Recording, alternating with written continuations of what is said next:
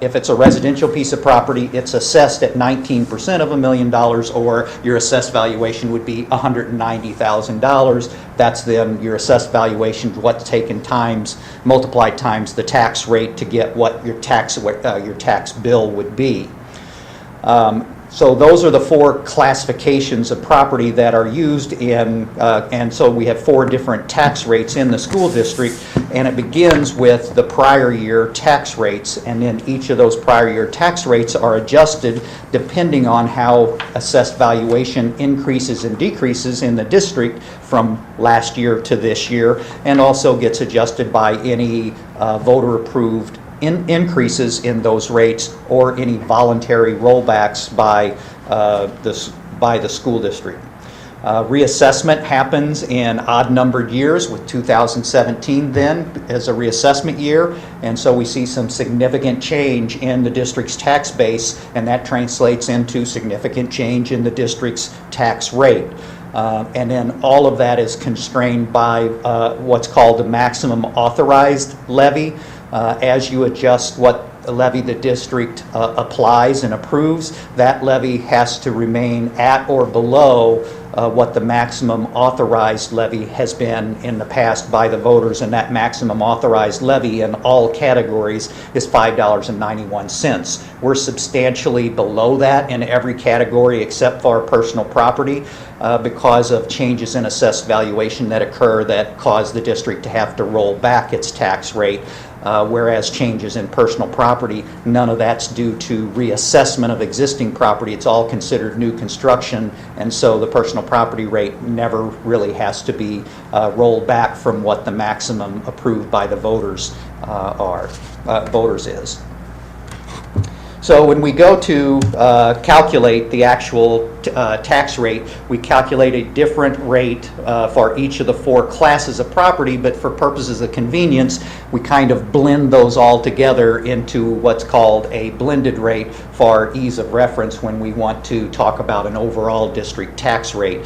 But you as a taxpayer, depending on whether you own residential, whether you're talking about your home, your business, or your car, the tax rate for each of those three classes of property is actually different, as we'll see in a few moments. When we compute the tax rate and when it's in a reassessment year, there is this term called CPI, which stands for Consumer Price Index, that regulates how much new revenue the district is able to benefit from by increases in property tax values through reassessment. It actually stabilizes revenue and kind of functions to prevent the district from losing revenue too fast in cases of tax-based declines, but also prevents the district from receiving a windfall in the case of large increases in assessed valuation in property values, existing property values. The formula allows, or the statute allows for the district to increase its revenue by the lower of the consumer price index or the actual reassessment increase, or 5%. So whichever of those three is less, then that's what new revenue the district would be allowed on top of new construction. The districts and taxing jurisdictions are able to collect full revenue on new construction, but for reassessment of existing property, we're the district's limited to the lower of those three factors. In the case in this year, well, before we get to that, I guess we'll talk a little bit, because we'll get to what the impact of reassessment on property owners are down below. What its impact of assessed valuation and impact on Webster Grove School District is. When assessed valuations change due to reassessment, what happens to the school district's tax rate? That state law requires the district to increase it up or down depending on, for each class, depending on whether the existing property value increased or decreased in that particular category. So the CPI impacts property tax rates by the regulation. With CPI, the district able to take new revenue without rolling back the tax levy to the extent of CPI. CPI is 2.1% this year. Our actual increase in assessed valuation was a little over 9%. And so that triggers about a 7% reduction in the district's tax rate, because we can keep the first 2% of that, have to roll back for the excess over that. If the CPI had happened to be 7%, the district would have been still limited to 5%, because regardless of what CPI is, there's still a 5% cap on that that applies in each reassessment year. So as an individual property owner, we're all talking about averages here, and it's kind of funny, you hear people talk about nobody's average, but there is an average out there, but everybody's either above average or below average, and so when you talk about average, it seems not to apply to anybody's particular case. But what you can do is say, if your property tax increase, and the average was about 9%, so if your assessment on your property went up by about 9%, then your tax bill for Webster Grove School District, and you have to remember Webster Grove School District is only about 60% of your tax bill. There's also a special school district, the county, the city of Webster Groves, I think the zoo, and other taxing jurisdictions out there. If your property assessed valuation increased by the average 9%, your tax bill will go up about 2%. That represents the CPI that we were able to keep and had to roll back 7% on the tax rate. If your property value, however, increased by more than 9%, then your tax bill, the Webster portion of your tax bill, would increase by more than 2% CPI. Likewise, then, if your assessed valuation increased on your property by less than 9%, then your increase in your tax bill would be less than 2%. It might actually go down. If your reassessment impacted your property by less than 7%, the Webster portion of your tax bill would actually decrease because of that. In particular, if we look at by property class, the residential property increased 9.7%, commercial 11.3%, personal property by 1.4%. The average that I mentioned before was 9%. So that's the 9% that I was referring to. The new construction portion of that was about 0.5%. So reassessment actually accounted for about 8.5% of the overall growth for the district's tax base, and the other 0.5% came from new construction. Looking historically at kind of how this has played out over the years in the past, and most recently 2017, you see our residential assessed valuation has finally recovered and exceeded what the historical record was back in 2008 before the housing bubble burst. We hit a high point of just under $600 million in assessed valuation. It has taken us 10 years to get back to where we were at that point before the bubble burst. And you can see this was put together as what's the value of a penny in our tax levy, that has remained in the $60,000 to $70,000 per penny of tax levy until this year, where we finally broke the $80,000 per penny mark.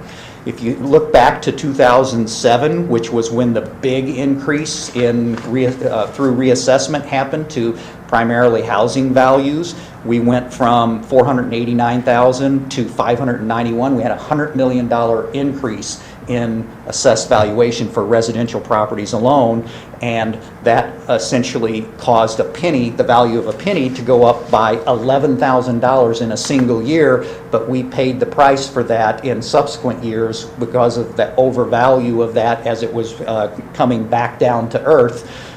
We had 3 years of actual declines in the value of a penny.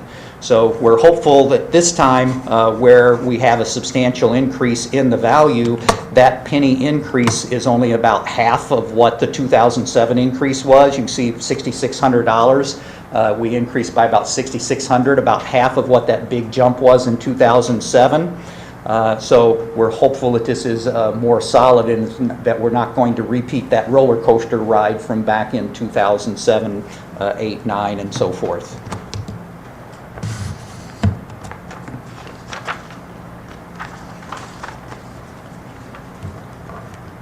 So I put Alice in Wonderland on here because I kind of thought what's up is down and what's down is up.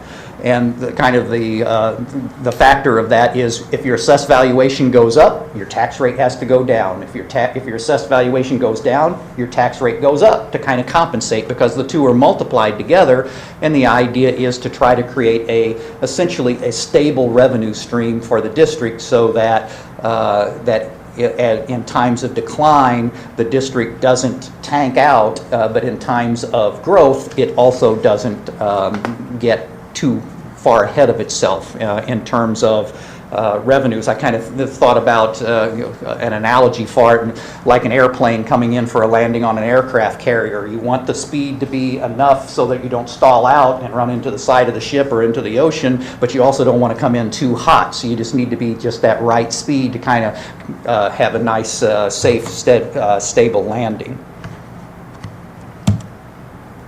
Our tax rate history then, I didn't put the assessed valuation on here. First I thought about putting two axes on here, putting assessed valuation on one and tax rate on the other, so you could see when one went up, the other one went down, but it just got too busy that way. So I thought, well, what we can look at is just the history here, and then associate what was happening at the times. And you see that when we go back to 2006, we were at about a $5 levy, and then assessed valuation increased greatly, as we just saw. In 2007, that triggered a huge rollback in the district's tax rate.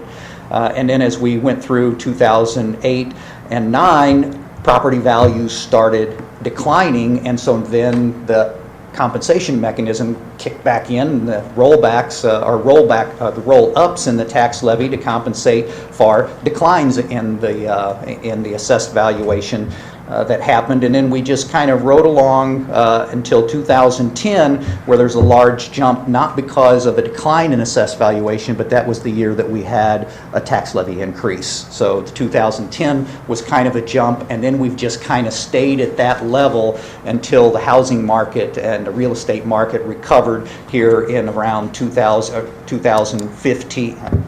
Wow. Okay.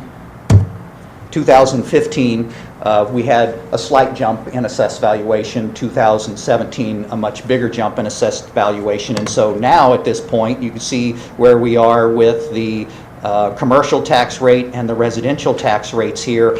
We're essentially at the same tax rates as we were in 2006.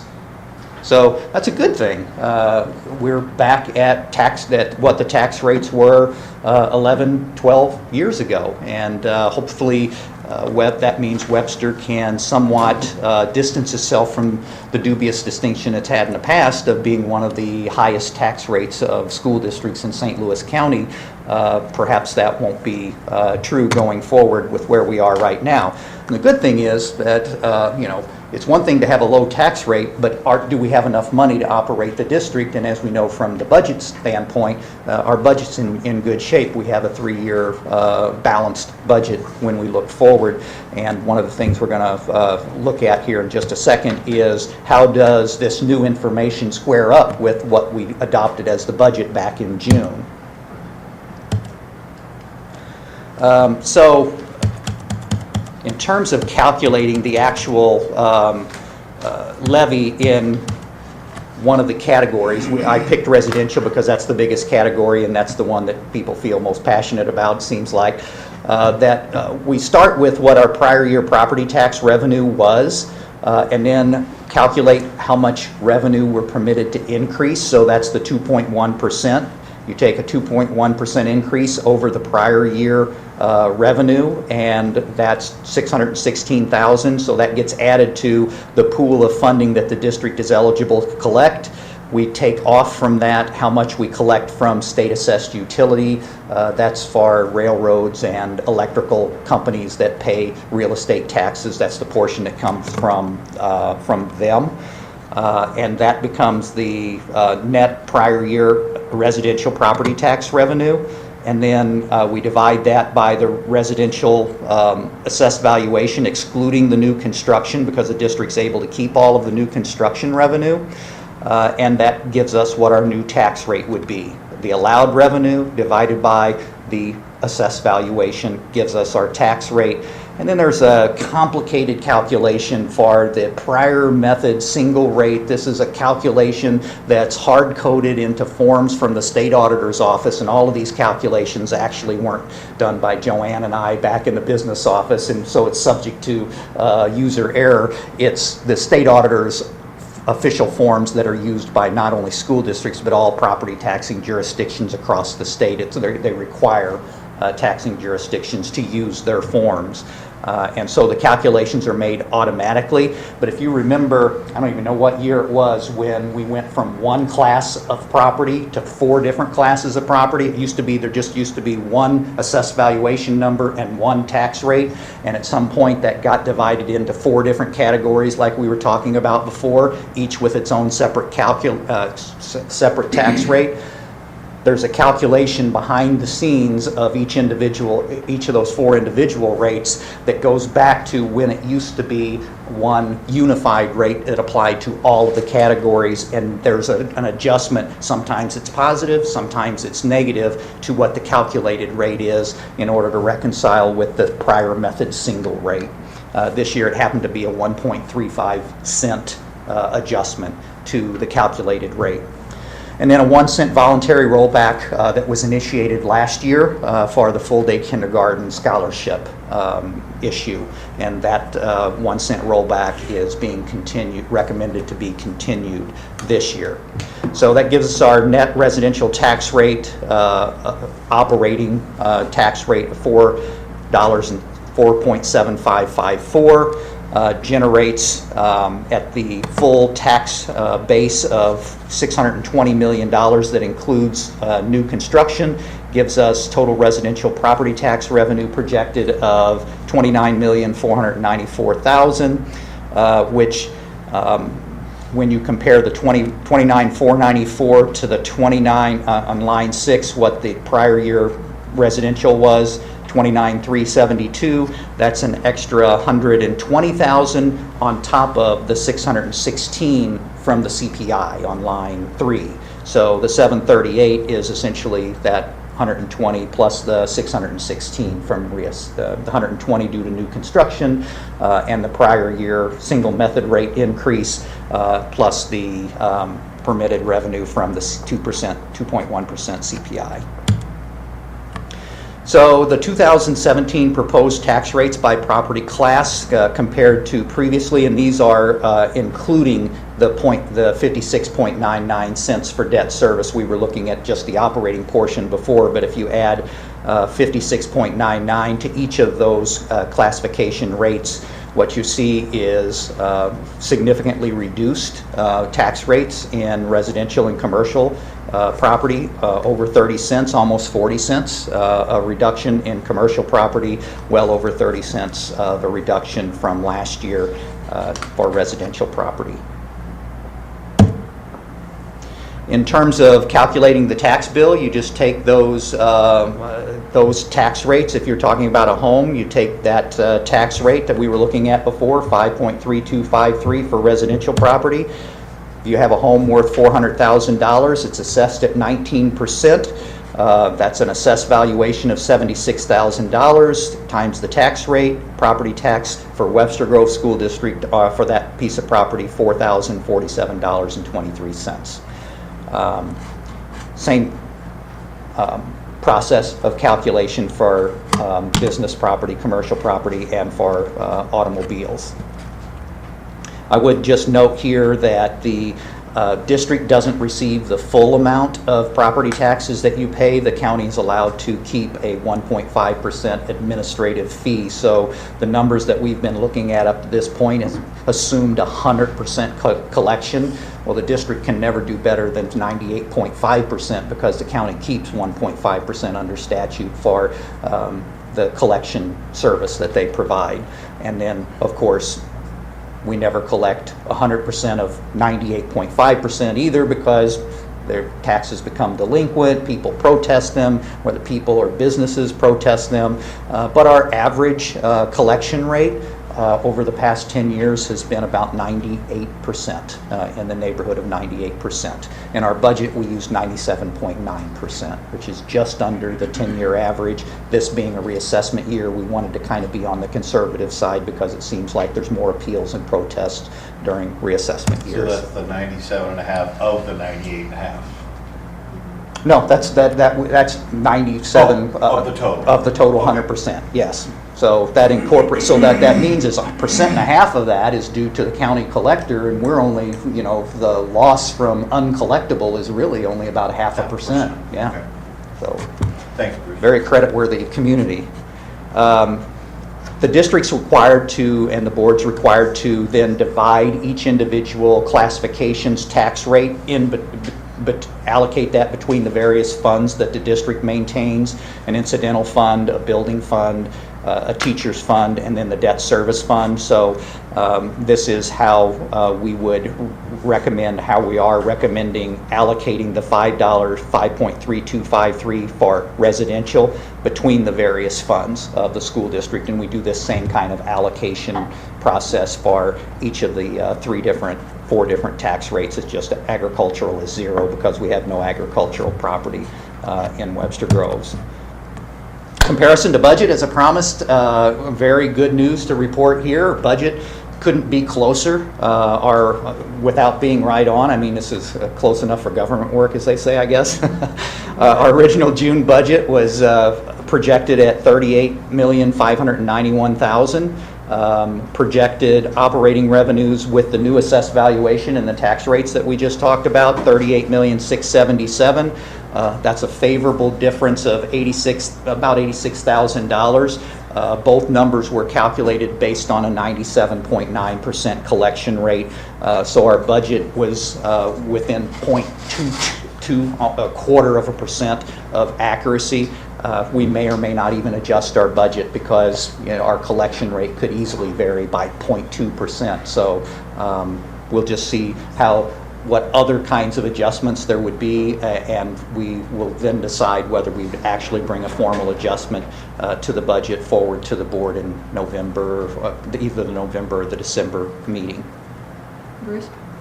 Is that Yes. because the county actually gave you better numbers last spring, or how did you get so close? We got March numbers, and so we did our calculations based on the March numbers. At that time, they gave us, here's how much we think your new construction is, here's how much we think your assessment's going to be. At that time, the actual assessed valuation and the increase was more than what the new numbers are, but since March, people got their notices, they appealed and protested their assessments. A lot of them were successful in getting their increase reduced, and therefore the rollback, which when we calculated the rollback earlier, it was about 40 cents for residential property. Well, it turned out to be 33 cents because a lot of people protested and were successful with their appeals in getting the value reduced. But because all of that was happening up here above the 2.1 CPI, it really didn't make any difference. The tax rate just increased or decreased to compensate for whatever those values were fluctuating. So we weren't really shooting. We were shooting at a moving target with the tax rate itself, but we weren't shooting really at a moving target with our revenue number, except to the extent of how much was new construction really going to turn out to be. And new construction turned out to be a little bit more than what the initial figures they gave us were. And then we got the extra 1.35 cents from the prior year single method calculation that we hadn't anticipated. And that was really the biggest piece of it. Okay, thanks. Yeah. This is really the public's opportunity for questions or comments. Whether you have questions or whether you have comments, the Board of Education will be acting on the recommended tax rates at the board meeting immediately following the hearing here. So if you have questions or comments that you would want to share with the board, most or all of them are here now, so this is your opportunity to do that.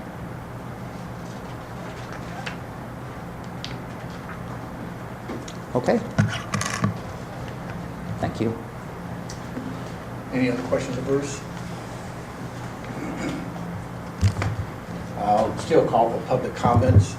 The school board welcomes questions, ideas, and comments from persons in attendance. Members of the audience may comment during the public comment portion of the meeting when recognized.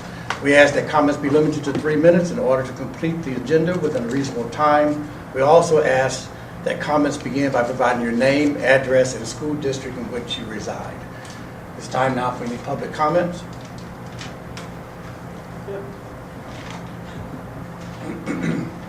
State your name, sir. I'll just stand here. That works, Dave. I'm Dave Buck, 124 South Elm. I have a grandson who's in third grade at Bristol, and I had twins that graduated from high school last year. In my humble and imperfect opinion, if we're going to have any chance, stand any chance to change the world, I think we have to change hearts first. That's just my Can I belief. interrupt you for a minute, Dave? Yeah. Is this relating to the tax rate? Oh, I thought you were moving on to the. No, we're No, still. we Oh, haven't you're still on the started that. tax break. Okay. Well, I'll come back. I'll give you a I'm second. sorry. You don't I have thought to you were- introduce yourself again. Any other comments concerning the tax hearing? Hearing none, I would move that we adjourn the tax hearing. can I get a second? Second. All in favor? Aye. Ayes have it. To order this workshop meeting of the Board of Education, please stand for the Pledge of Allegiance. I pledge allegiance to the flag of the United States of America and to the republic for which it stands, one nation, under God, indivisible, with liberty and justice for all. Has everybody had a chance to review the agenda? Make a motion that we approve the agenda. I'll second that. All those in favor? Aye. No one opposed? All right. We now have our first opportunity for public comments, and I'm not going to read the intro or ask you to reintroduce yourself, Mr. Beck. No, this is all good. This is positive feedback for the district. Okay, I know I come in here and criticize sometimes, but this is positive feedback. What I was trying to say is that I do believe that if we stand any chance to change the world, we have to change hearts first. That's why I'm such a believer in character building, education, and personal values, because those all come, in my opinion, from the heart. And that's why I am delighted and proud to see the district partnering with Character Plus to help build character and values with all of our students so they can achieve personal success. And it's funny because Martin Luther King, one of his famous quotes was, "Intelligence plus character is the goal of true education."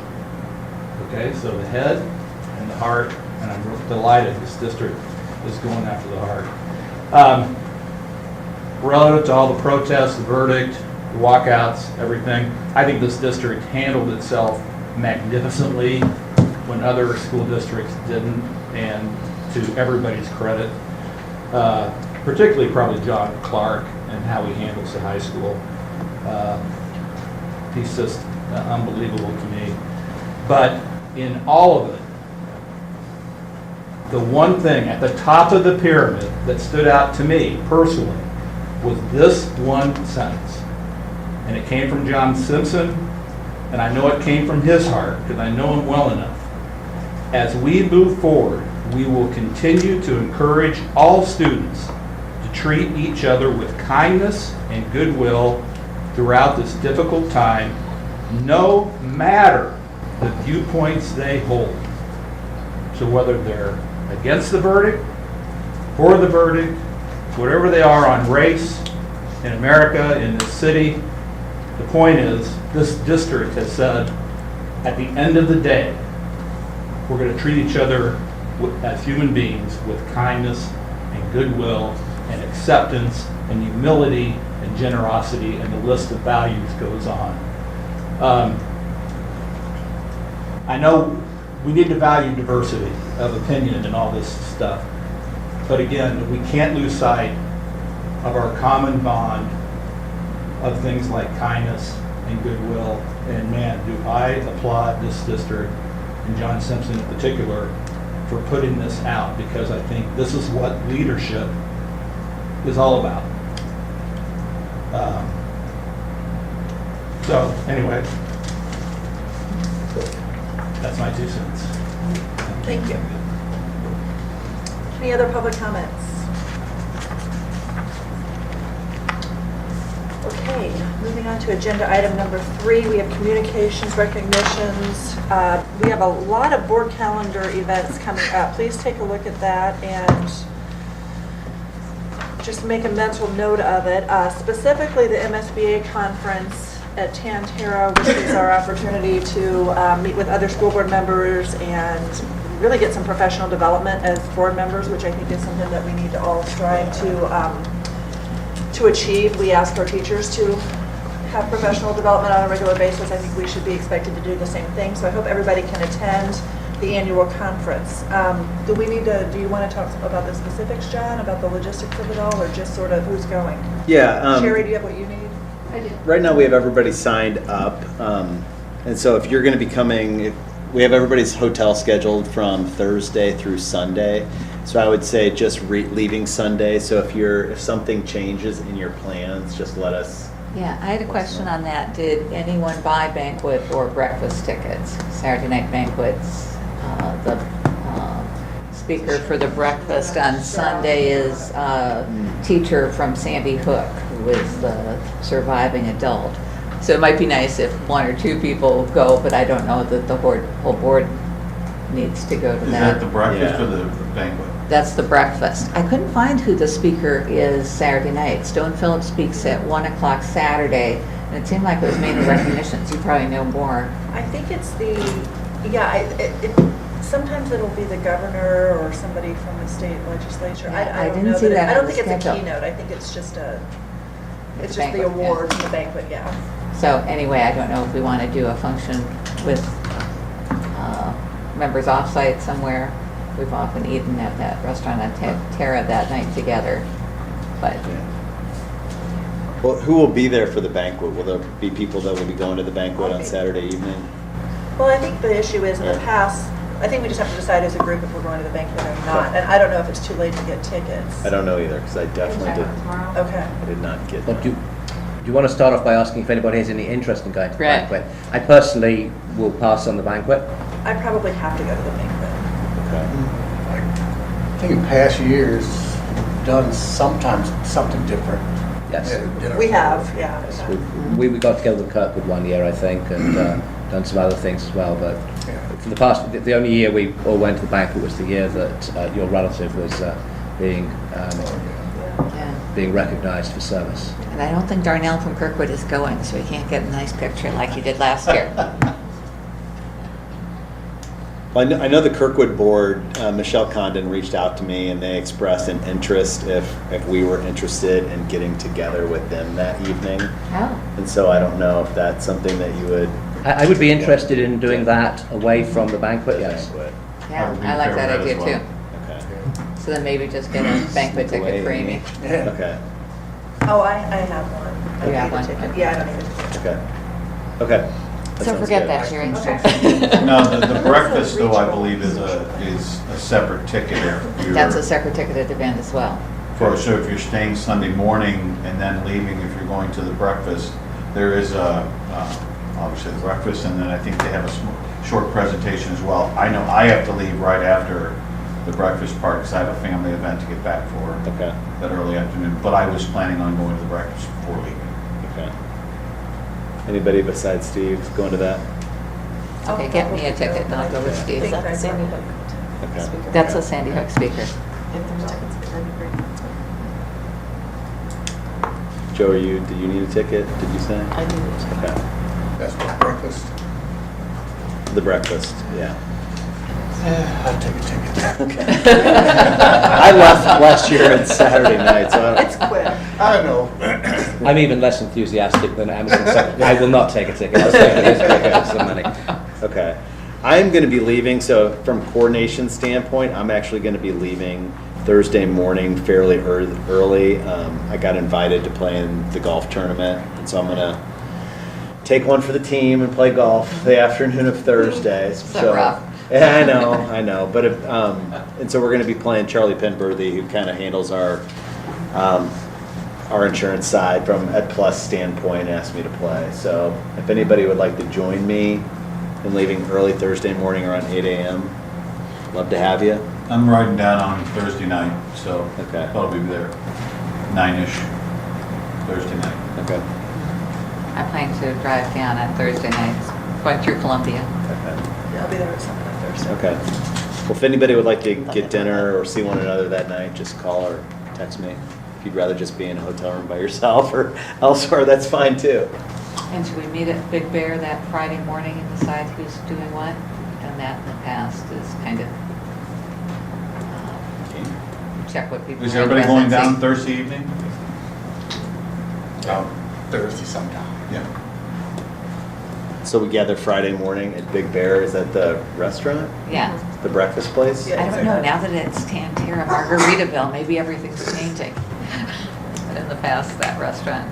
Okay. Yeah, we just kind of gathered at breakfast time and, kind of swapped ideas of which ones you want, which events or Okay. breakouts you wanted to go to and maybe split them up amongst everybody, so we give a little exposure at everyone that might be applicable to our district. Okay. So, Is there like a time typically, like an hour before the first session or something like I think that? the first session usually starts at 8, doesn't it, or 8:15?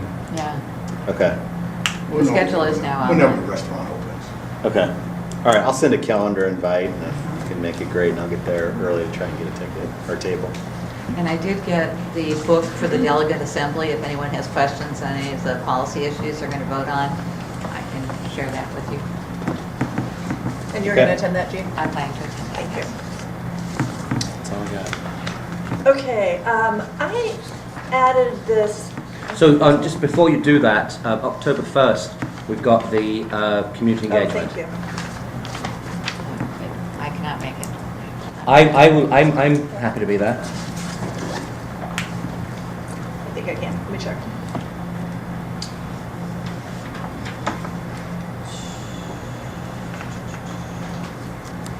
I can attend. Gave it a name. If there's a third who'd like to, we can have up to 3.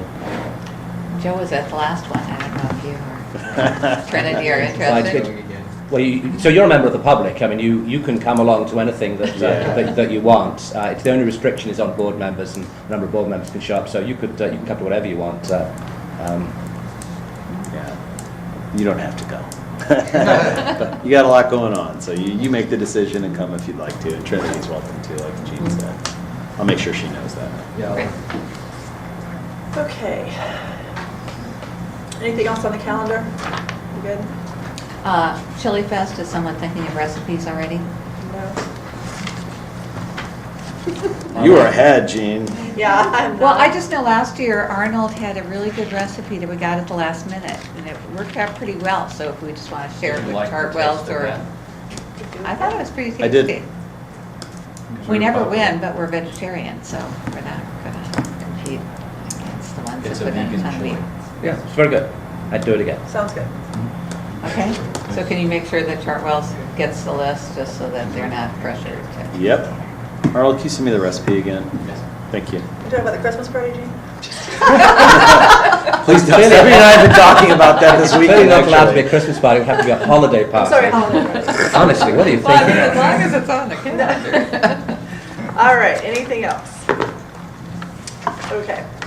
So I requested having an agenda item related to discussion of relevant issues, not because I think we need to get into a political conversation right now, but people have asked, how does the board feel about how things have been handled in terms of the protests, not necessarily the verdict or anything like that. I tend to agree with Mr. Buck. I think we did a really good job of making this a teachable moment.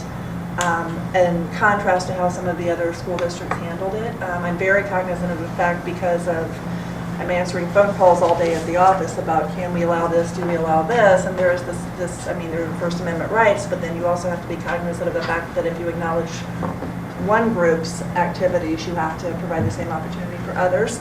But I think that I was particularly impressed with the student who initiated the high school walkout. I believe it was a freshman. Am I correct about that? Yeah. And her insistence upon it being respectful and respectful of not just the different opinions involved, but of the fact that this is a school and our number one job is to provide an education, and so we're not going to be disruptive. We're not going to take more time than is necessary. She was even telling them not to get off the sidewalks and was very insistent that everybody return to class afterwards, and I think that just demonstrates the type of citizenship that we would like all of our students to strive for. So that's my 2 cents, and I just thought others might have thoughts that this would be a good opportunity to share. Steve? And I appreciate John keeping us well informed throughout the week as far as activities, both at the high school, Hickson occurrences, things like that. My only concern initially throughout any kind of student matter such as this is that both sides of the issue are respected. If someone chose to walk out, I think those kids should be respected for their opinions, for taking the opportunity to make their voices be heard. Also for those who chose not to be ostracized for not taking the opportunity to leave, because it is a personal choice, and we need to respect both those on both sides. And I thought that was very well done. I haven't heard too many things about someone saying, oh, I got the cold shoulder from my friend because I didn't walk out, or oh, I got the cold shoulder because I got up out of class and left, and things like that. There's always going to be individual cases, and I think our staff handles those well. The entire process, I think, was went very well. I know they did some pre-conversations before with administration before all that happened, so I think that was really great of their part to be so forward-thinking to let the administration be included in their actions as well.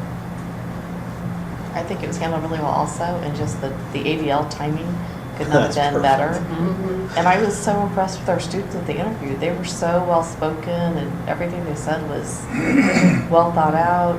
I think it reflected really well on us as a district and who our students are. Yeah. I'll also say I appreciate the fact that it is not just a one and done kind of thing. It wasn't just, okay, now you're back in class and let's move on.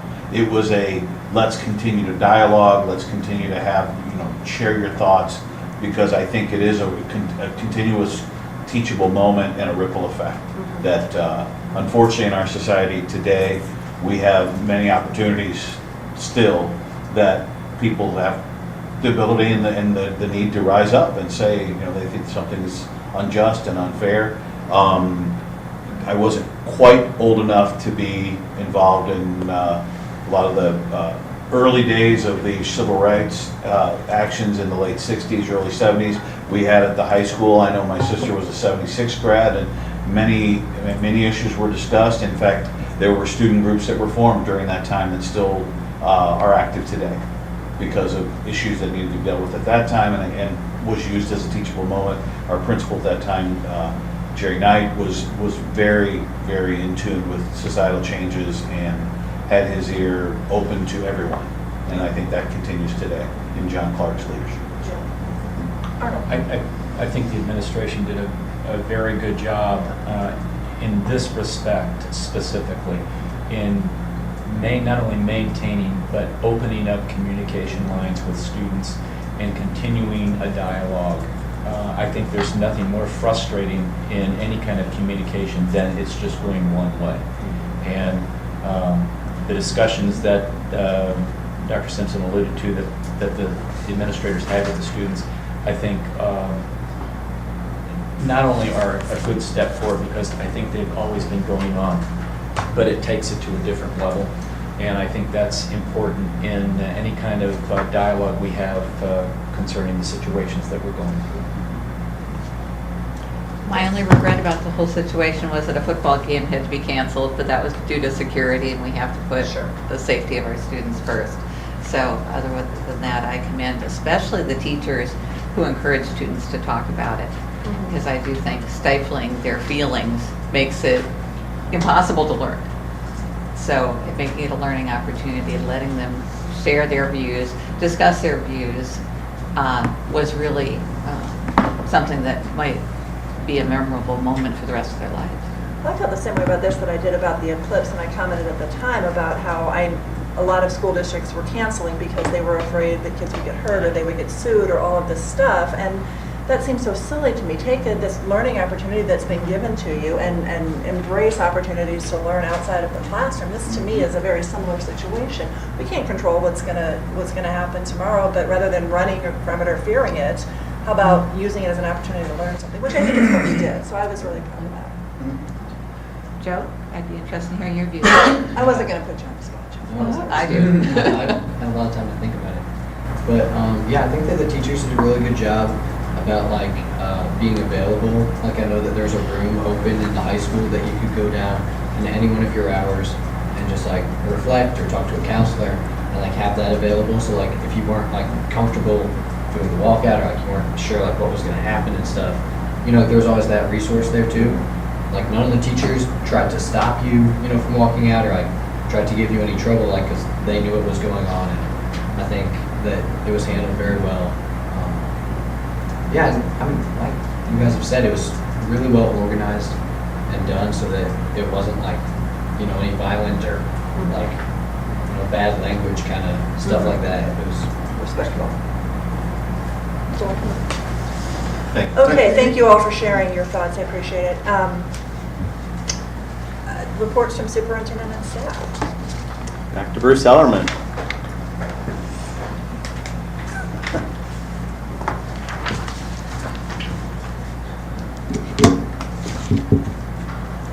Approval of 2000, public hearing before, now I'm addressing the board. How much of this do you really want to hear? So, Ken? can I just make a motion? Yeah. Okay, I would like to, thank you very much for going through all of this, for everybody who was here present before, going in such great detail. I don't believe anybody missed out on what you had to say before.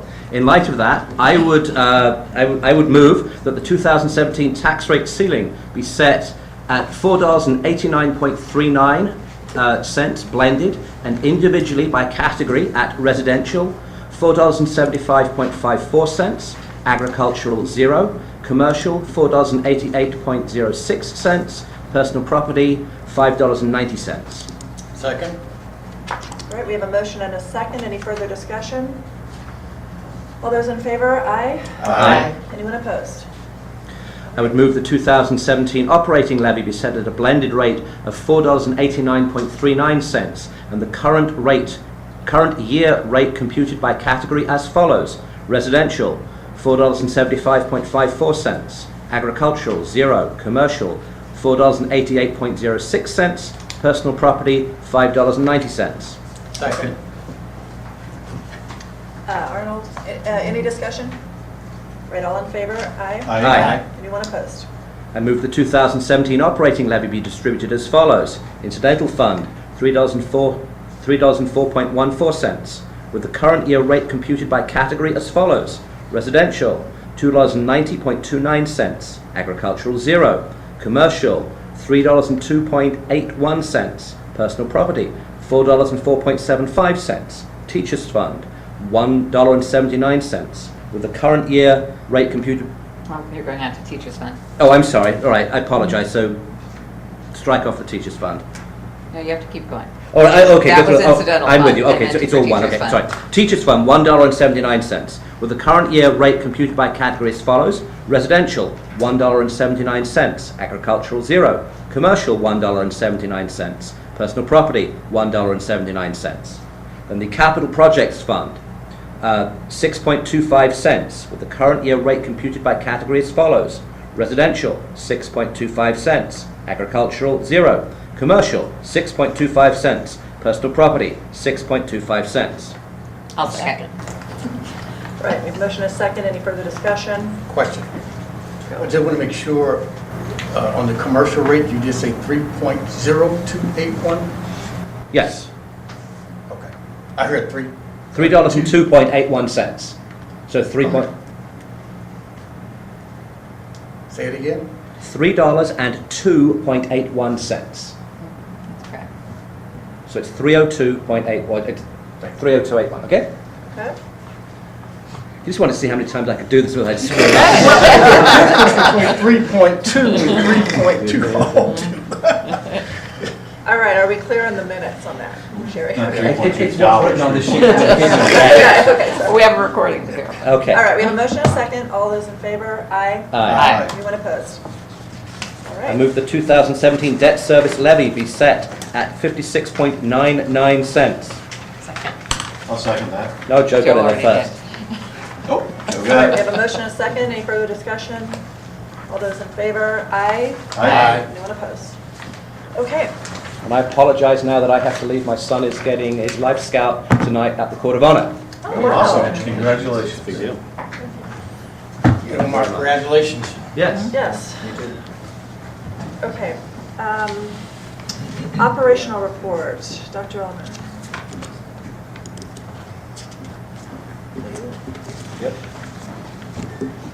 Good evening. I'm pleased to be able to share some of the good work and initiatives underway in the district operations department that is in direct support of district goals, specifically the goals of efficient operations and fiscal responsibility. If you think about last year and the work that was done last year structurally from a financial standpoint and operational standpoint, I kind of characterize it as the year of the giant leap. So 2016 was kind of the year of the giant leap with full-day kindergarten, with the restructuring of the debt service fund, and with the restructuring of the various salary schedules. So if last year was the year of giant leaps, I would call 2017-18 the more of the year of the small steps. So you have the giant leaps and now the small steps following up. Beginning with internal, external revenue sources, which were spelled out in the board goal. And I know that while it refers to revenue sources, the things I have listed here are really expenditure reductions, but they operate the same way. They have the same effect on the net bottom line for the school district. A reduction in expenditure is the same as an increase in a revenue when you look at the bottom line. Some of the things that we've begun to work on, and this is just for this evening, being the first operations report for the year, is a partial list of the things that we've begun serious thinking on and actual work and execution of. There's some other things that we may be able to add to the list as we go forward with the year.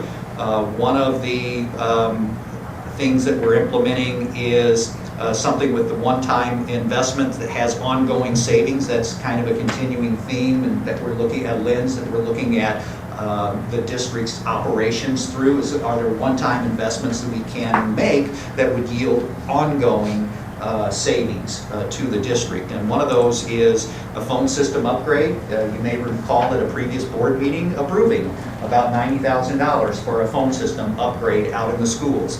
We've received that equipment now, and the technology department is configuring the equipment in the service center before it gets installed out at the schools. Some of the schools and buildings in the district had already been upgraded to newer, more technologically capable equipment, but about half the district had not been.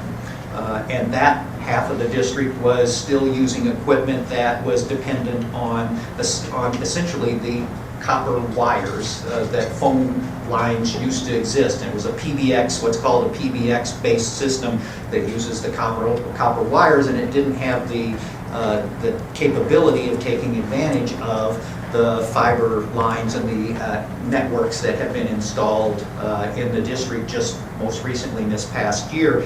And so now that infrastructure is in place, now we need to upgrade our equipment to be able to take full advantage of what that can do for us and go from a PBX kind of wire-based system to more voice, similar to a voice over internet processing system. So we can reconfigure our lines as soon as that equipment is installed, which I'm told we should be finished installing around Thanksgiving. We can reconfigure the lines that we've been paying for, and we'll save about $30,000 to $35,000 a year by that $90,000 one-time investment that we made.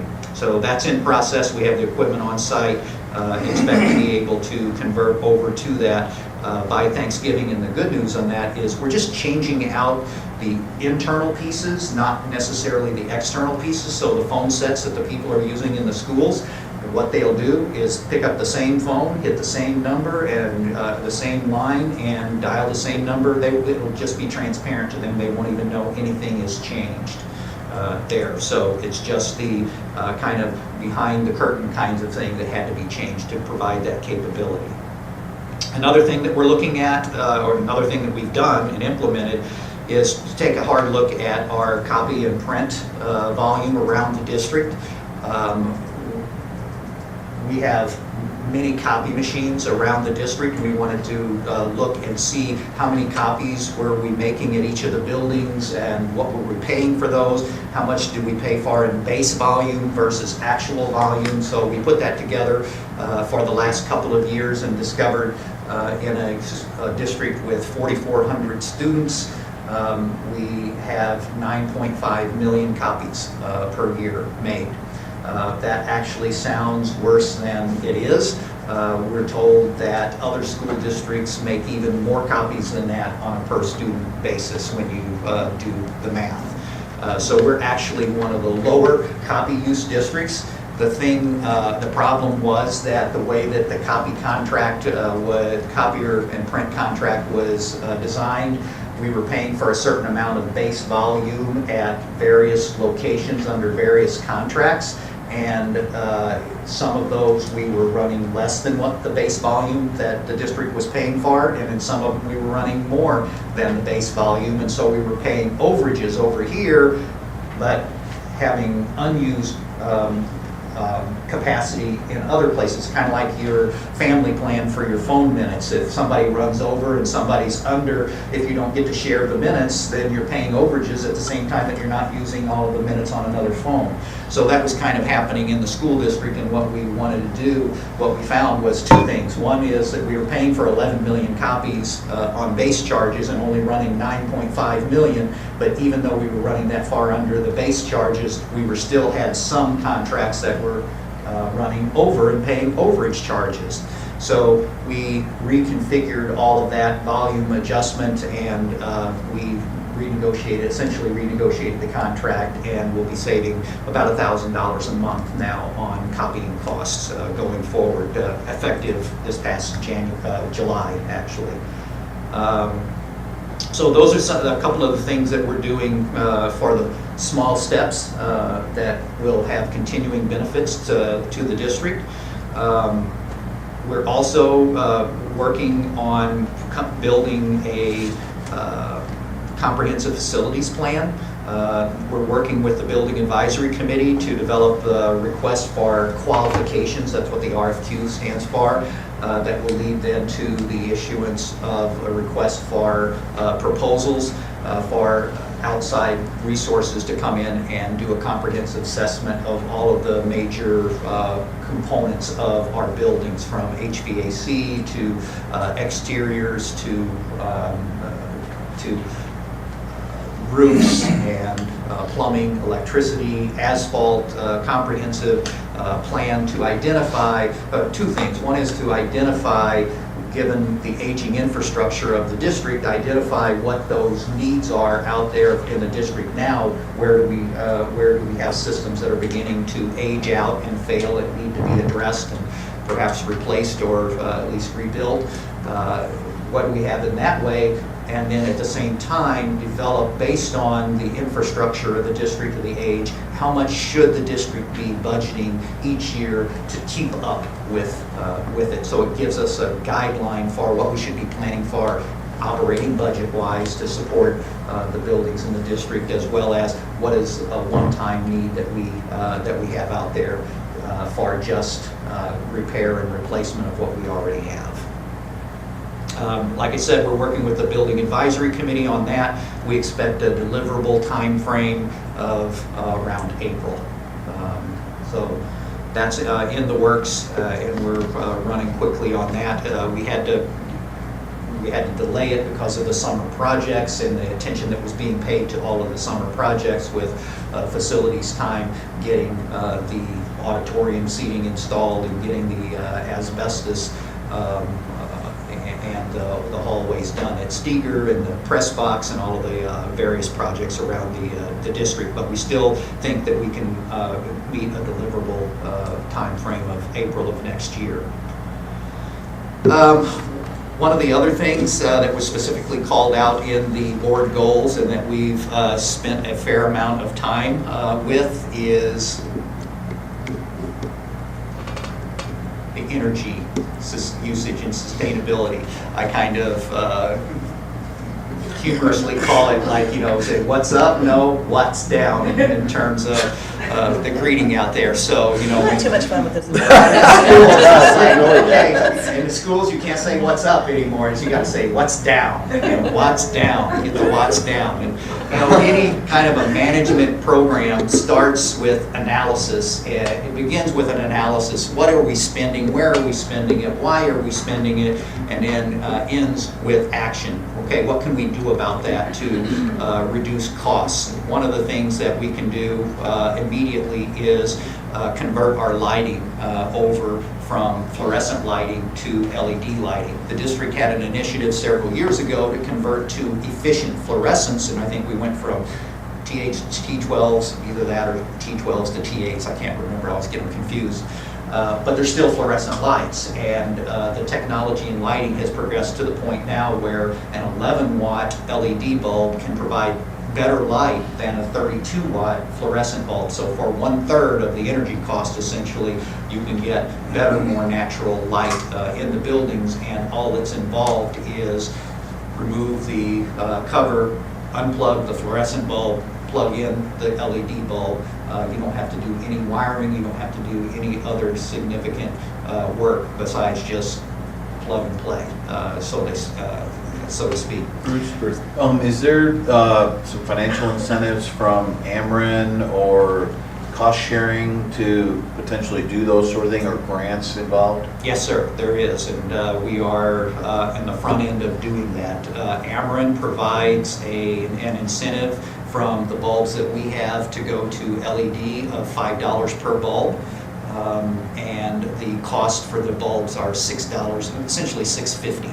So we're paying net $1.50, and that will be a 3 to 4 month payback in electrical savings. If you calculate 1/3 of the energy cost for lighting, assuming an 8-hour lighting day, we will pay for that $1.50 in 3 to 4 months, and all the rest will be savings. And those LED lights, they last longer than the traditional fluorescent. Right, they last longer, and so they require less maintenance, and at the same time, they have a better light in terms of across the lighting spectrum. It's not as harsh as the fluorescent lights. There have been studies that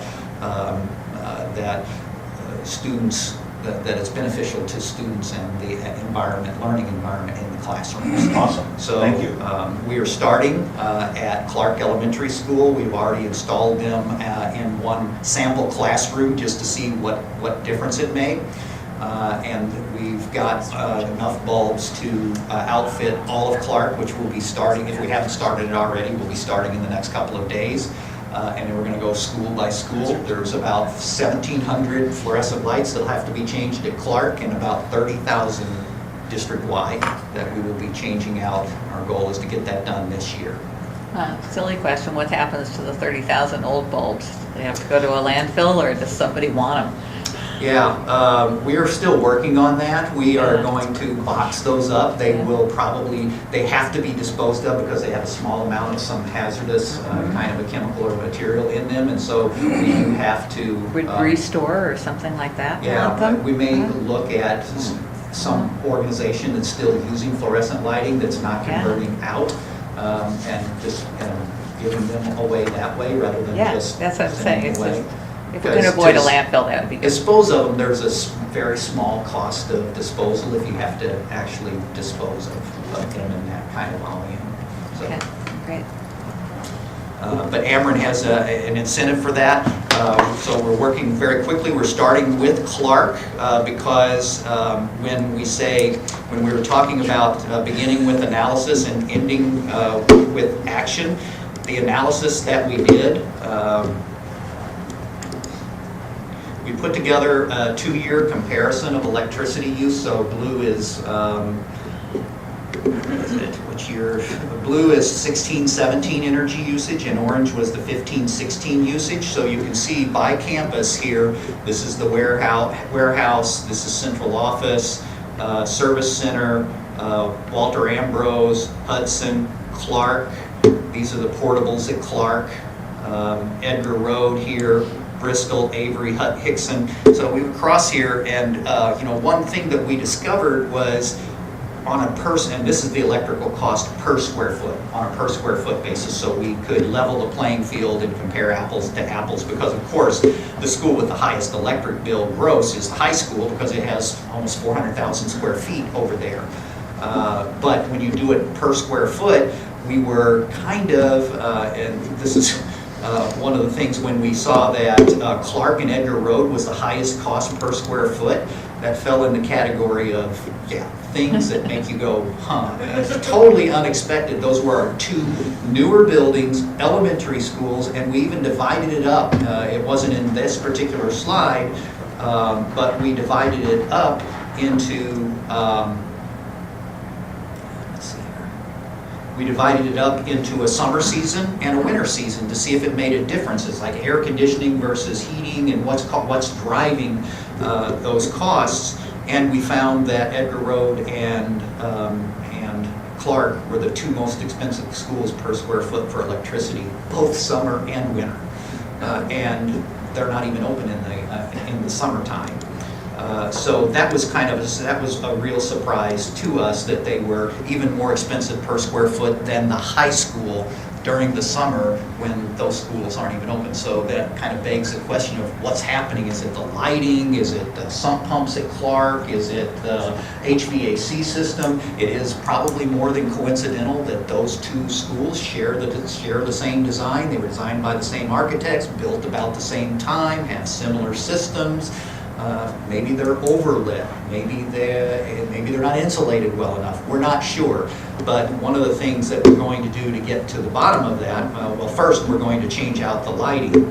But second, what we're going to do is demand metering. That's the second piece on this here is demand metering. We are putting in what's called a KYZ meter into the school that will monitor the energy usage on profile over a 24-hour period continuously. So we got that installed last week, and we'll now have the ability to go in and over a 24-hour period see when the peaks and valleys of actual energy draw is in that building. And once we see where the peaks are, we'll see what was going on in the building. What time of the day is that? What's going on? Are kids in school? Are lights on? Was the air conditioner running? What was running at that time? And be able to do the forensics based on that energy curve to see what's happening there. We're also going to do retro commissioning, which is essentially recalibrating or tuning up the mechanical systems in Hickson and the high school. Ameren, again, has an incentive to pay for a retro commissioning study where an outside company will come in and see how is the equipment operating. It was installed, but it's kind of like your car after a while. Your tires start wearing, your air filter gets clogged, and your engine gets a little out of time and so forth, and all of a sudden, what you used to be getting 30 miles a gallon, and you're only getting 24 miles a gallon until you take the car in and they tune it up again. Well, this retro commissioning is the equivalent of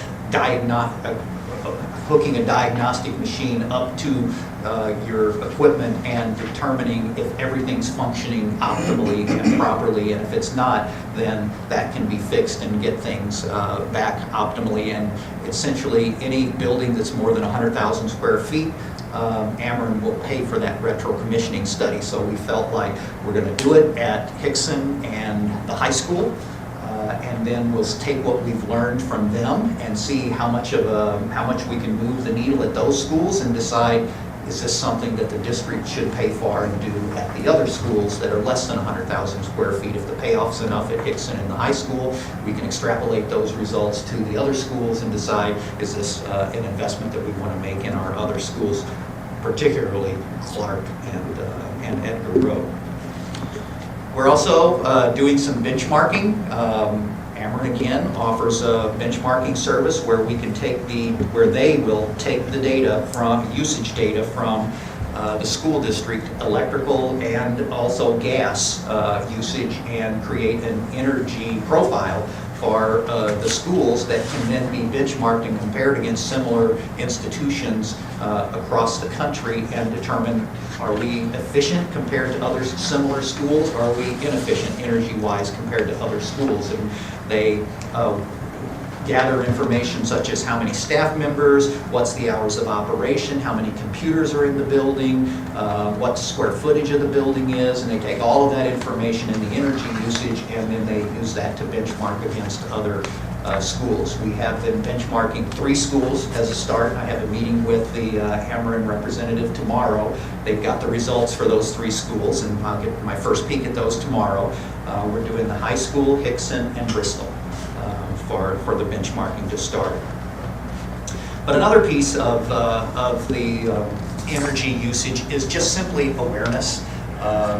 There was, when we did the analysis and we saw that Edgar Road and Clark were the 2 most expensive buildings per square foot, was a surprise to us, and it was a conversation that we could have with principals at the DLT meeting, the district leadership team meeting over the summer. We shared the results of the copy analysis that we did that we talked about earlier. We shared the results of the electricity analysis, and while the principals aren't print managers and they're not energy managers out at the school, they are leaders in the school, and things come along that are teachable moments, as was mentioned before, learning opportunities, and this happened to be something that the principal at Clark and Edgar Road, Julie Wook at Edgar Road and Joe Hayes at Clark, embraced as, hey, this is something that's an opportunity for us to get kids involved in talking about energy usage at our school and solicit ideas from them and their involvement in how can we maybe reduce our usage here in our buildings. And so they made a friendly challenge to each other. Edgar Road challenged Clark to see who could reduce their energy usage the most this year, and they formed teams. They are the transformers, which, you know, anything about electricity, there's electrical transformers, so that, and then power for the Power Rangers, so it's very appropriate here. They have the that's the Edgar Road Power Rangers versus the Clark Transformers. So Clark has a little bit of an unfair advantage in that they're getting the LED lighting first and they're getting the demand metering first, so we'll have to figure out how to kind of weight that into the equation. But there's a fun competition out there between the schools, and I have to give kudos to those schools for embracing the challenge and engaging their kids and trying to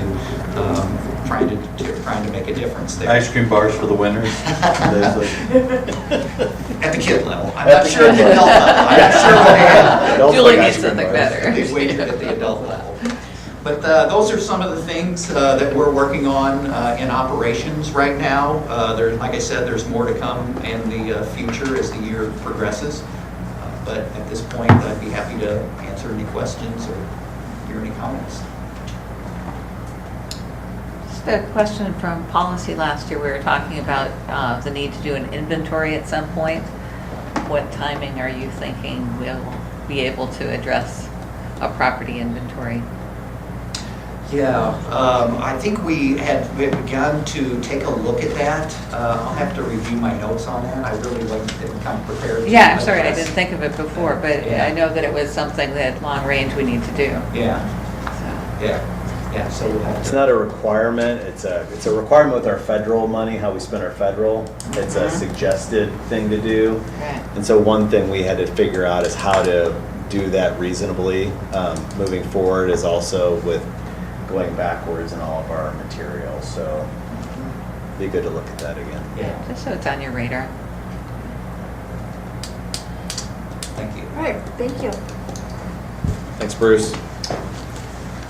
Okay, Dr. Simpson, update on stakeholder Yeah, engagement.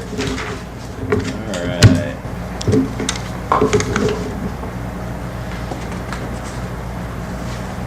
Cliff, Kathy, why don't you start us and then I'll finish. Okay, Do some of yours. sure. I'm here to talk about your stakeholder engagement goal, and we have several items that are new to share with you.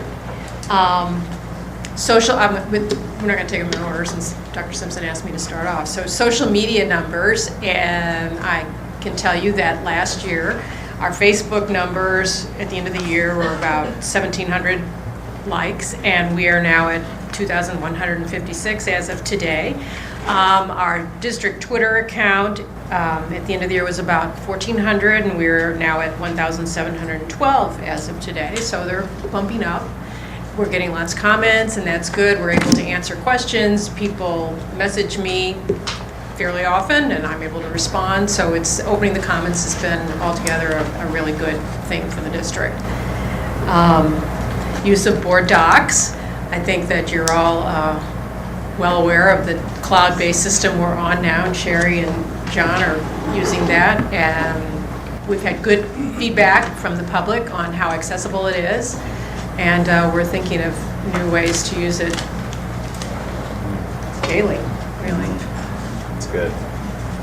You want me to just keep going? Yeah, just keep going Okay. through yours, then I'll go. Okay. Web page improvements, can we show that, Dr. Simpson? Yeah, this is really exciting. Yes, this is. We are changing from Edline to something called Web Community Manager. And what you see right there is some hard work that our webmaster, Pat Weaver, has been putting in. This is our new format. It is much more streamlined. You can see it's much cleaner looking. We're able to do a slideshow on the homepage and for each of the schools. And this is just a prototype. We will probably have different pictures by then, but this just kind of gives you an idea of the look. And if you scroll down, you'll be able to see some of the other features that aren't all crowded up at the top. So there's our calendar. And then if you keep scrolling, you'll see our videos, and we will have 3 of them there, our Twitter account, the news column, more links, and then there's the footer, which has a lot of contact info.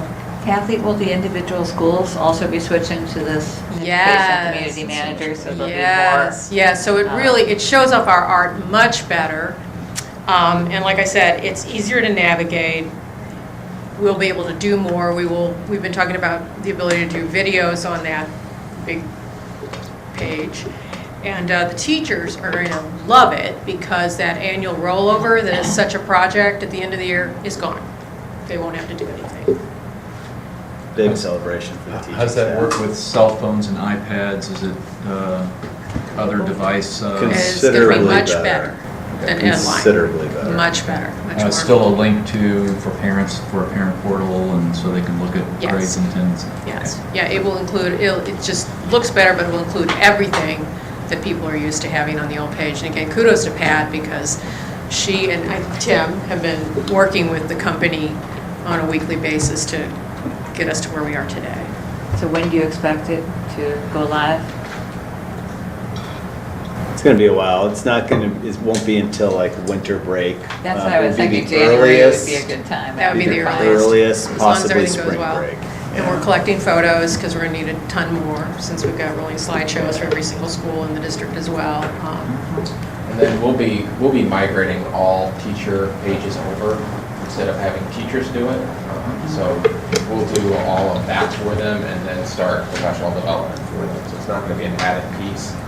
They've already created their pages in Headline. It would be a huge shame to then force them to create them again in this new system. So we're migrating it all for them. So for them to develop a page next year? They'll be able to take the page that they currently have and then make the changes they want. A lot easier than the Edline adjustments. Yes, that's gone, so it's a big celebration. New intern for community relations. I have a marketing intern from Kara Seavey's class, Arden Armstrong, who is a senior, and she's just been a wonderful addition. She's done lots of the photography, right there. She's working on a video right now. She's a self-starter, she's creative. I really couldn't ask for a better helper, so we're putting her to good use. And we have her for the whole year instead of just a semester, so that's another great thing. We have 3 new tech helpers this semester who have picked up the baton from the seniors who left us at Bethesda. They are Christian Kerbler, Kevin Clive, and Alexandra Barrett, and they've all just jumped in and been great at doing it. Tim knows some of them as well, and we've been really happy with what a great job they're doing at Bethesda. Can you remind everybody, Kathy, what that program is? Because I Yeah. think it's Yes. cool, and I don't know that people know. Okay, it's a non-credit, strictly volunteer service project where two students go to Pacific Place, which is a retirement apartment complex, and 3 to 4 go down to Bethesda once a week for an hour a week, and they help the residents there who sign up, who are having difficulties with their email or software or need advice, cell phones, anything, any tech. And they go door to door, they go visit the person in their home. They don't have to bring it to us, and we have 1 adult volunteer who accompanies each student. So at any point, we'll have, 3 at Bethesda with 3 adults going with them to make sure everything's good. And they do it every week, even during the summer. They enjoy it so much. I think that's such a neat service. It's Thank you. Yeah, we keep saying, do you want credit for this? No, we're good, just volunteering. Rather not write an essay about it. And then the committee interest form for parents, which is another way we solicit input and let people know about the way that they can volunteer for the district, goes out to all families at the beginning of the year. We've gotten it back. We've got lots of great new committee members. 2 more highlights I wanted to add. One thing is we're kind of exploring the use of our current SIS portal system for registering students. It's not the most user-friendly system, but we've talked a lot about just at the beginning of the year, the volume of paperwork and everything that parents have to do. And just wondering, can we not use technology to leverage technology to make it a simpler process and also take some of the burden off office staff or collecting hundreds of forms that all of we parents have to complete. So we're kind of looking into that right now. The other thing that I wanted to highlight that was mentioned about the mobile technologies, one of the impediments to us getting a district-wide app in the past was our Edline did not work well with mobile. So any of us who have children in the district know that. We couldn't just click on it. With the new system, we can. It's much better, this new website. So last year we took to key communicators and we had the key communicators look at different apps we could possibly move to while we're moving to an app, which will soon come out. And it's absolutely, and again, just like the website, this is still in beta form, but this is my iPad that I'm going with right here. So one thing that you can look at, so if I click on menus, you have the opportunity to select whatever schools your children to go to. So you can see right here, I can just click on Tuesday, tomorrow. That's the breakfast option. I can scroll down to get the lunch option. Very simple, very easy to see. If I want to go to the district calendar, I pull it up and I can say, okay, what district events are going on the 28th? Again, you could personalize it to the school, so if there's anything school specific, it'll show up there along with the district events. Notifications, anything that we end up pushing out via the school blast, school messenger, you'll also you'll have the opportunity to get a push-up notification. So it's not just like your email or just the phone blast, but you'll be able to get a push-up that comes onto your smartphone or your tablet if you have one. News, people that want to access my blog, which is growing in followers. And Arden took that picture at the top, by the way, Yeah. the masthead photo. So again, they can click on there. Our new Tyler SIS mobile feature, again, if you haven't had a child in the district in a while, the new mobile SIS is so much more better. It's so much better and more user-friendly than the system in the past. So it's very easy to click in here and get a profile of your child, but that'll be accessible as well. We've gotten good feedback on that. If you want to look at Statesman Sports, you just click on that and you say, okay, I want to know, what events are going on today. Click on calendar, or what's going on tomorrow. I could scroll through and I could, went too far. Ignore that. Anyway, you can scroll through. So you kind of get the whole user-friendly nature. You can look at us on Twitter, Facebook, everything's accessible right here. Here's where you just click on settings, and you just click on all the different things you want to follow, all the different schools you want to follow. So what app is this? What's the name of the app? And is it available yet or no? No. Oh. It's not available. Still So you're working. telling us how cool it is and then we can't have it? Right. We're guaranteed. Thanks for that. A tip line, which is really neat. We've talked about different ways to use this. If it's an emergency, call 911.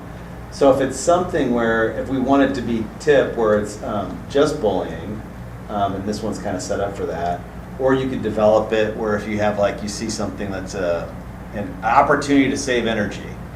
You could kind of develop it a lot of different ways. You could take a photo of it, you could type it in, you could be anonymous, you could be whatever. And again, it's right there from your app. So, super excited about it. That's really it. Anything communication-wise that, again, not the Meet the Superintendent, but the event on October 17th at the high school, the State of the District event. Childcare has been secured through our Statesman Preschool Center. We're going to live stream it. That's all worked out, so we'll hype that more and more as we get. That's it. All right, thank you all. Thanks, Kathy. Thank you both. Okay, John, you're up again. I'm up again. Okay. September update. Wall of Fame, class of 2017. On Saturday night, I attended with John Clark and Jerry Collins the event. It was hosted by Westboro Country Club, and we had 6 distinguished alumni who were recognized for their contributions to society, different fields, medicine, the arts, communications, and it was a really nice event. Pat Voss does a nice job of organizing that along with Shannon Daniels. It was a fairly small group. It was kind of an intimate gathering, but it's always fun to hear the alumni just share their kind of stories and their reflections on the high school. And I would like to find some way to have that experience shared by all the high school students as well. It's $50 a person. It's not cheap, but we do videotape their experience or videotape what they share.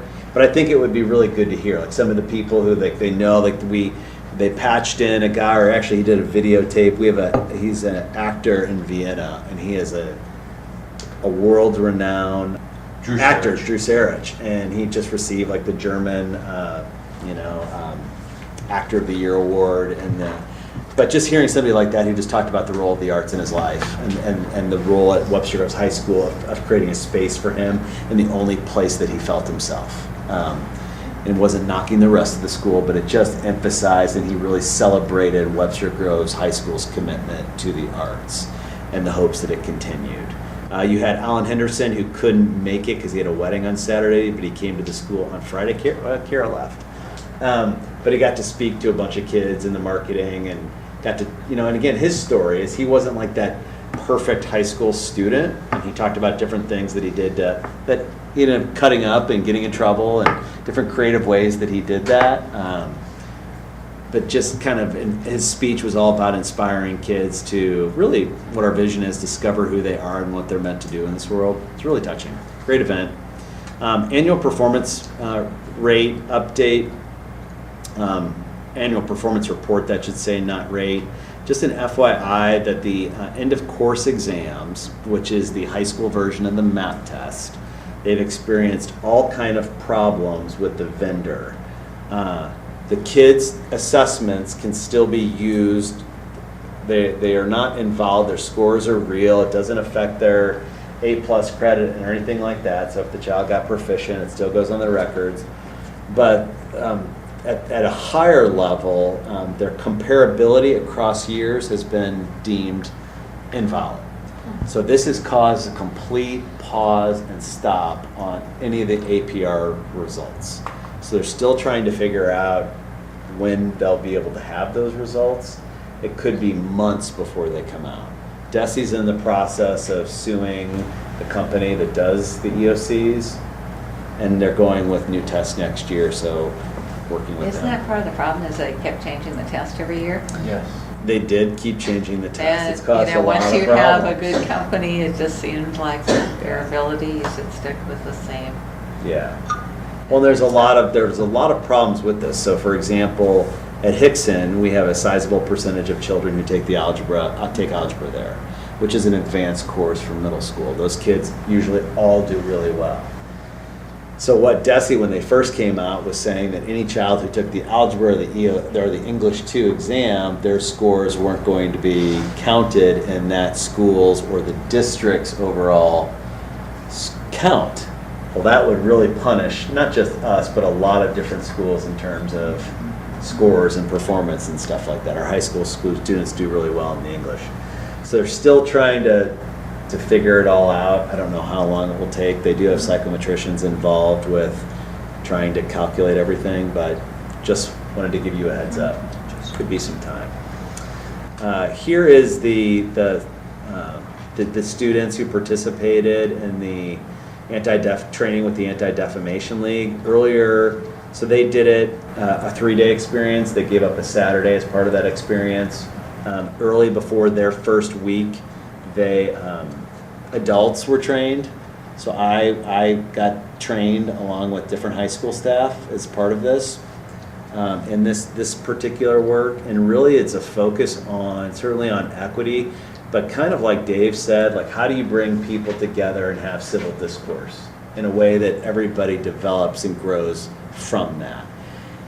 So we're going to begin meeting on a weekly basis. We start on Wednesday with these students and how to empower them and how to support them as they lead these types of conversations with not just their peers, but people with outside the high school.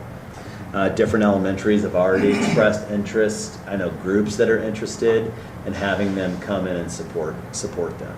The work was incredibly powerful. The kids were absolutely spectacular. I got to sit in a decent amount of their training. So proud of them. I did, if you all are interested, still have the KSDK clip. If you want to roll that KSD clip, I'm more than happy to do that. That was a great clip, by the way. That was an Really nice story. outstanding representation of the students for the St. Louis community. I like to see it. You want to see it? Hopefully our technology. Turn it down because it's probably going to start with a quick. I think your volume will actually be off now. It is. I knew There's the an ad. commercial was coming. Oh, okay. A 15-second. Tim, any reason why? Sounds done. Justice. Instructors with the Anti-Defamation League are training them to become peer leaders, students who work to create a more respectful and inclusive school community. Tonight, their thoughts on protests, education, and the need for change.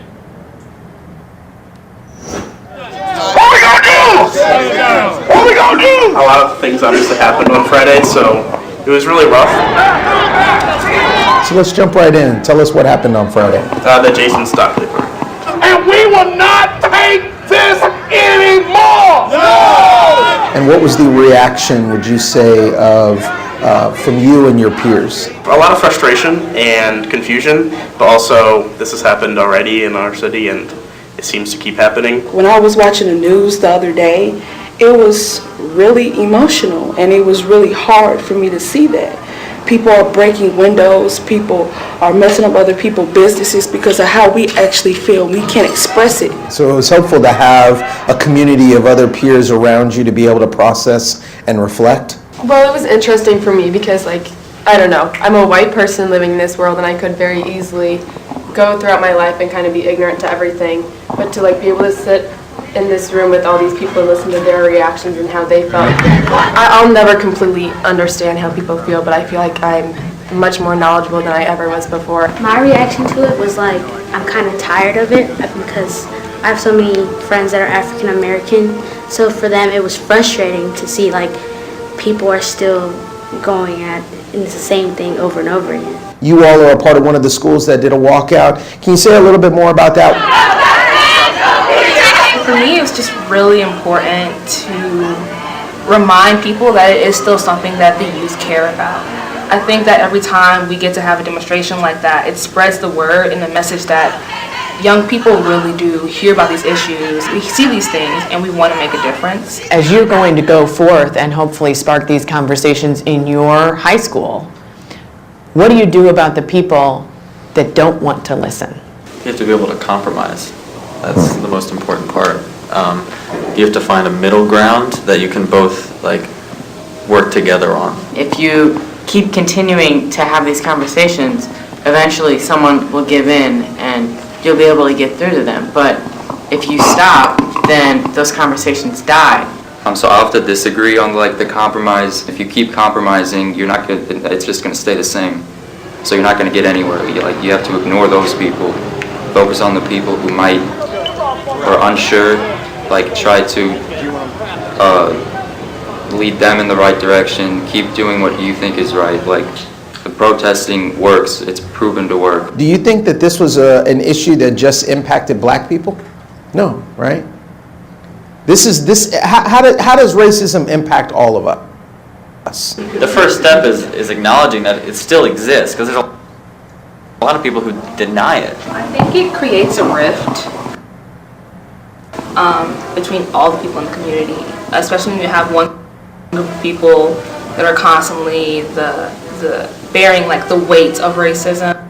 Another thing that I want to focus on in this piece is just hear a little bit the very baseline of why you guys are even in this training. I feel like a lot of times when people make these big movements, they often wait until something happens.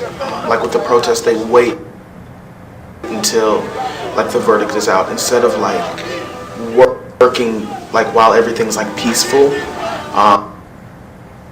So I feel like having this group where we can kind of start that work even while nothing's really going on, I think that's really important.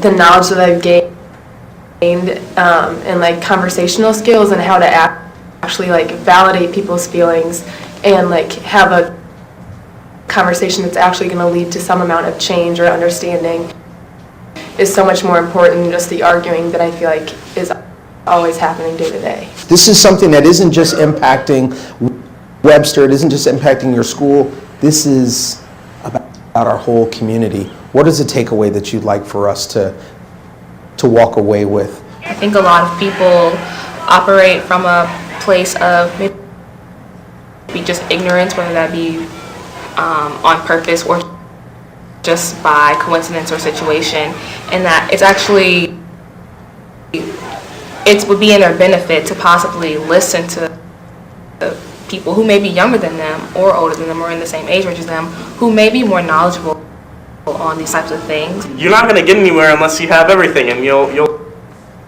learn that the other side is as much impactful as your opinion is. So when it comes to listening to everyone, it's mandatory if you're going to make a difference. I think it's even more important to communicate with one another when we disagree than when we're agreeing, because it's impossible to make a difference if we just talk to each other and agree all the time. If we're going to get any sort of change, we have to move forward and keep reminding kids of the past, just stop ignoring it. One thing I've always learned is if you don't educate yourself or learn about the past, history will always repeat itself. And that's not really good for us. Our youth, we have a voice, even though I may just have a small voice. All of us together, it's a big change. So if we all stick together, we can all project our voices and we can bring about change.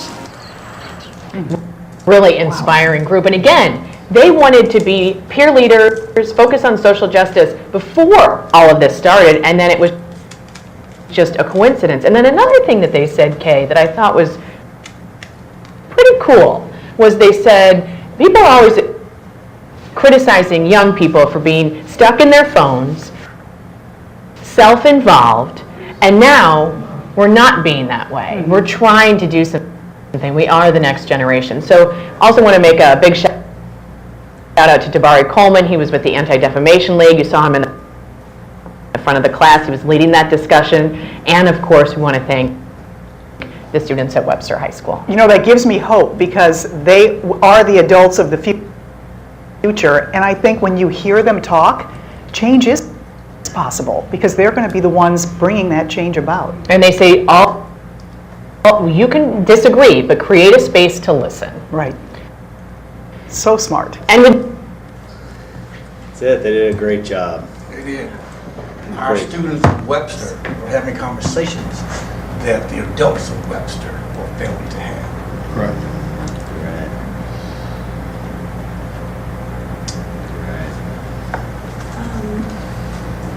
All right, John, was that? Just a few more things. Showed Screenagers last week. That was a video about kids and technology and adults in technology. We had about 150 folks there. Joe was there, Steve was there, some of you else might have been there, but it's a really good movie. About an hour and 10 minutes long, very insightful, interesting. Camp Wyman is underway. We're in week 2. Kids are having a blast. Continue to follow them on Twitter, all the fun stuff that's going on.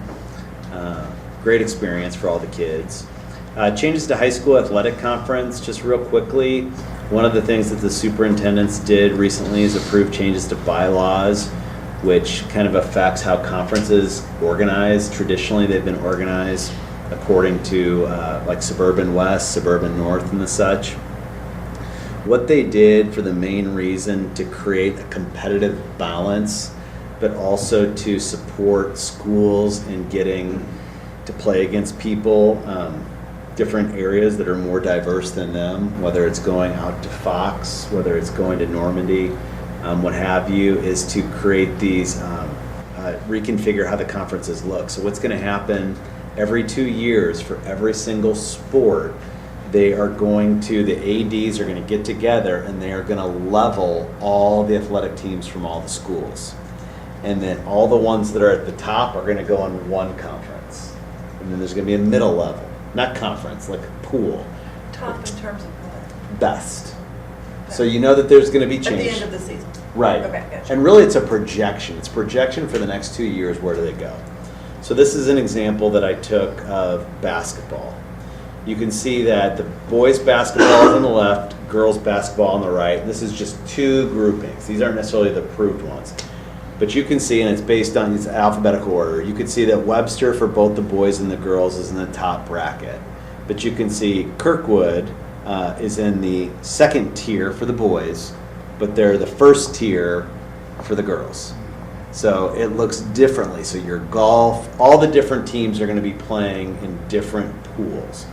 They did respect kind of the conference structure, so there's still going to be some rivalries, some folks in your, what had been in your existing conference that will try and be in your schedule, but they might not necessarily be in your pool. Another positive of this is that they're like Clayton High School is like, we're going to lose our football team. Like in 2 years, we will not have football if we continue to be in our conference where we're playing against much bigger teams. Our kids are getting hurt, and we're not going to have a football team. And so this will maintain, again, that competitive balance so that kids are playing, regardless of geography, they're going to be playing similar people. Also, when they are, like give conference awards, you're going to be awarded based on your pool. So the kids that are in the lower pool will still get like a particular award, which will also, they talked about possibilities in terms of just, college resumes and different things to have like all conference awards. So Are the this private schools being considered as part of that system at all? No, just public. St. Louis County. Run for Webster, October 21st, register online. We're going to be featuring another movie, October 25th at Hickson, called Beyond Measure, which is Willie looking at classrooms, kind of like the one we showed a few years back from High Tech High. That's really it. Anybody has any questions for me? One question. Do they still hold that ISM camp in the summer like they used to? We used to send students, talk about racism. I'm familiar with it. John, I know Kinsey, she went, John. That's good. Yeah, it was very powerful for her. I don't know if it's still going on or not. Yeah, I don't know. I'll find out though. The next film you said, John, was on the 25th? Yes, sir. Thank you. At Exon. Did students get a chance to see screenagers? Just the ones that were there. So just that one? It would be good for all of them to see. Because it makes you think. It does make you think. All right, any other questions for John? All right, we now have our second opportunity for public comments. Mr. Buck. First of all, Joe, I don't know if we've met or not, but maybe we have at the high school, but you look really familiar. Once or twice. Yeah, but it's great you're here, so I just wanted to acknowledge your presence here. You add a lot. I don't know what the suspension or expulsion policy is like at the high school, but I imagine, for example, if a kid comes in with a gun or a knife and threatens or harms a teacher or a student, they're probably kicked out, I would imagine. But my point is that is there any teachable moment or thing we could learn from what MICDS did with 5 freshman girls who made those disgusting comments?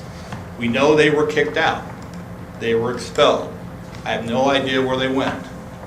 But the point is, it's not MICDS's problem anymore. They kicked them out. My own point of view would be, is there a different way, a better way to consider, which is not to kick them out, but to keep them in. And given that schools are here to teach, you know, it's easy to kick kids out. It's harder to keep them and teach them and hopefully change them to be better students and better human beings. I think that's the positive, constructive way.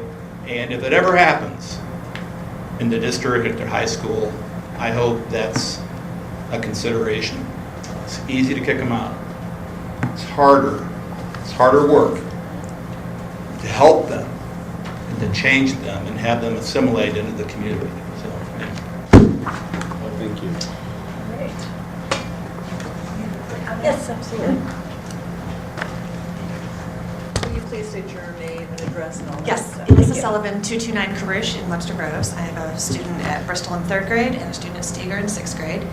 And my comment tonight is about the ADL training that was done at the high school. And many of my opportunities this past week to walk peacefully with others, walking peacefully and exercising our First Amendment rights, I met a woman who is an ADL trainer for elementary schools, and I didn't realize that program was available. And I just hope that when I go to the principals in my children's building to ask if they would like to participate in something like that, that the board might consider supporting that endeavor. Okay, thanks, Melissa. Anybody else? I think we're about out of powder. All right, at this point, I will take a motion to approve consent agenda items. Make a motion that we approve consent agenda items 7.02, 7.03, 7.04. That's it. I'll second that. All right, all in favor? Aye. Anyone opposed? All right, and we do have an executive session as needed, so at this point, I'd like to go ahead and move that we recess into executive session for the purpose of discussing property. Second. All those in favor? Aye. Opposed? Roll call, assume. Yeah, please record as roll call. Thanks. All right, we are adjourned into executive session. Who made that? Thank you, ladies, for coming.